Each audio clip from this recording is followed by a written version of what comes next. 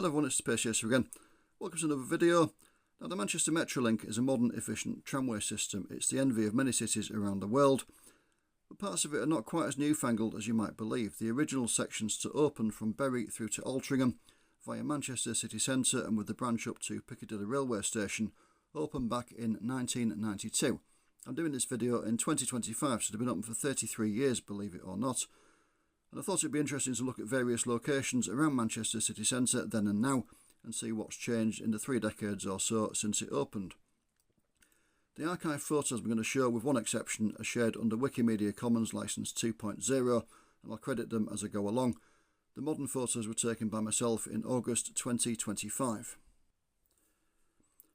So we start in St Peter's Square with a view taken by Dr Neil Clifton in 1992 and showing one of the original T68 trams departing for Altrincham. As you can see, the platforms on many of the city centre stops were not full height for their entire length. These original trams were fitted with retractable steps which lowered down to enable passengers to climb up from the lower sections of platform, such as you can see on the left hand side. Unfortunately, the steps weren't particularly reliable. They often failed to deploy, or when they were down they wouldn't go back up again. And as a result, the more modern M5000 trams that now operate the service omitted this feature, and instead the platforms were rebuilt to be full height for their entire length. What's not immediately obvious from this view is that this is all there was of the tram stop in 1992. The rest of St Peter's Square was still open to traffic, mainly to buses and taxis if I recall correctly, and I do recall getting off a tram in about 1995 and seeing loads of buses driving through the square. By contrast, in 2025 the tramway has taken over most of St Peter's Square. All other traffic has been banished, although very occasionally Metrolink service vehicles or emergency vehicles drive along the tramway. This view is taken from approximately where the end of the 1992 platforms were. It's all been rebuilt, as you can see. There's even tracks across on the other side of the monument on the left hand side. The tram on the left has come straight down behind the monument and not swung across. So you can see that the tramway has taken over the vast majority of the square. The buildings act as a reference point. Now, we're not going to look at the second city crossing in this video because it's a bit too modern for us. Instead, we're going to take the old way down Mosley Street and we're going to go to the Piccadilly Gardens end, where I'm going to show you this lovely view of a pavement. I know I spoil you. Now, until 2013 this was the site of Mosley Street tram stop, the last unidirectional stop in use on the system. Unidirectional meaning it was served by trams in one direction only, in this case heading towards Altrincham and then later, when the lines opened, towards Eccles and Media City. It closed on the 18th of May 2013. As you can see, there's no trace left of it now. This is the view taken from the corner of York Street. This picture was taken by Gerald England in 2013 just after the stop had closed, and it shows the platform quite well. There's a sticker on the floor advising it's not in use anymore, and there's also a notice on the post there. The reasons it closed were twofold. First of all, it was felt there wasn't room to extend it to full height for its entire length without impeding the flow of pedestrians on the pavement next to it. As you can see, it's all a bit narrow.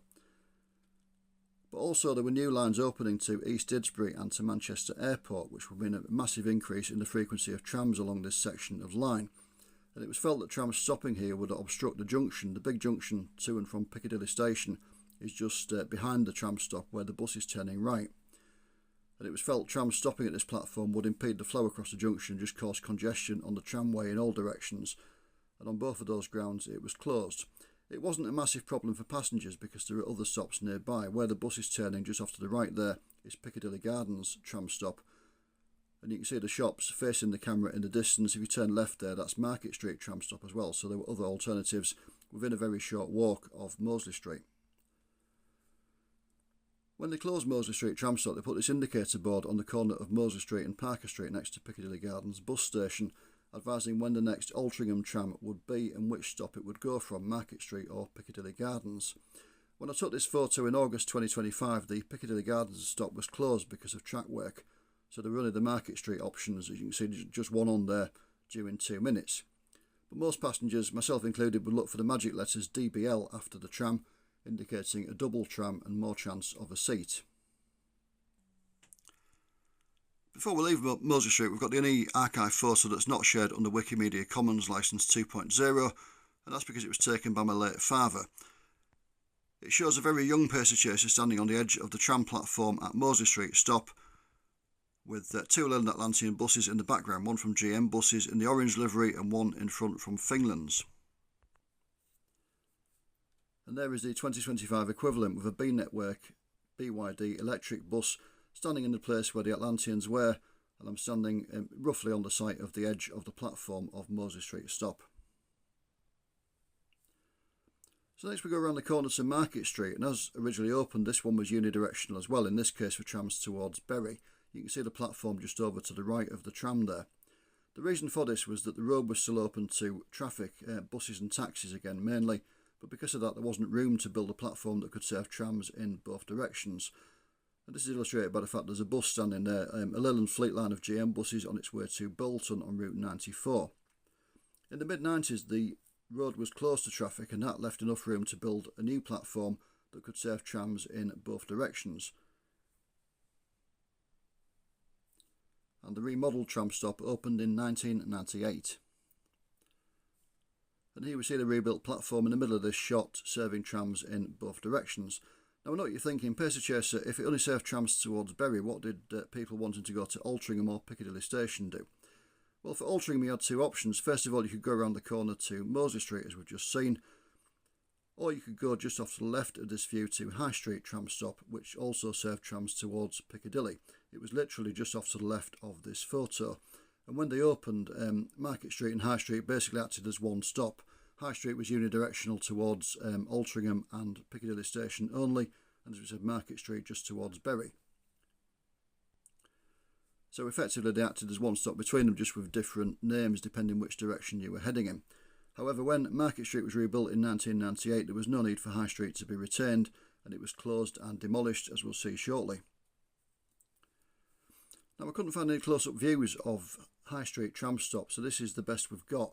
You can see it just to the left of the tram in the distance there, just there sticking up on the corner of Market Street. The tram's just about to go around into Market Street where we were looking in the last shot.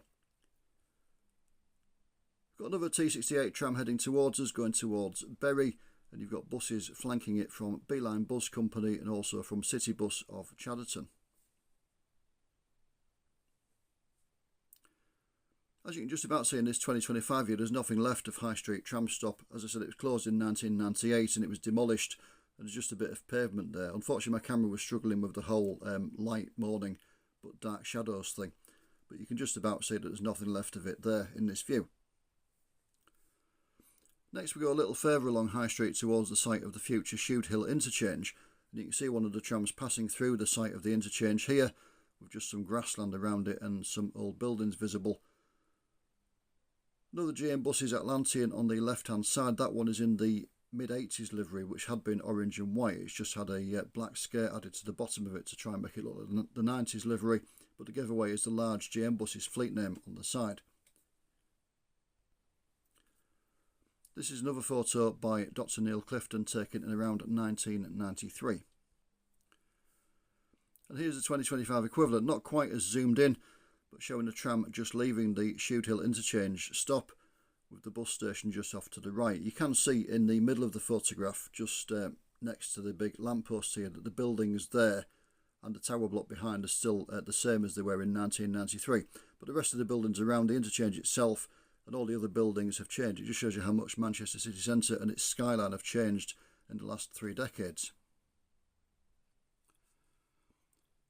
So just finally, back in 1992, if you wanted to buy a ticket for your Metrolink journey, you would use a machine that looked like this. It accepted cash,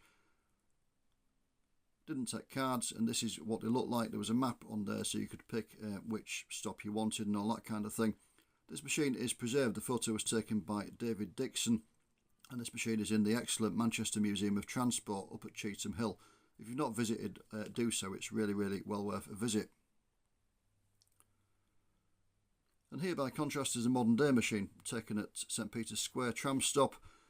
Not used by many people anymore, including myself. I tend to use the tap on tap off facility. There's some readers further down the platforms, and you just tap your bank card on it as you get on the tram and then tap back off again wherever you get off.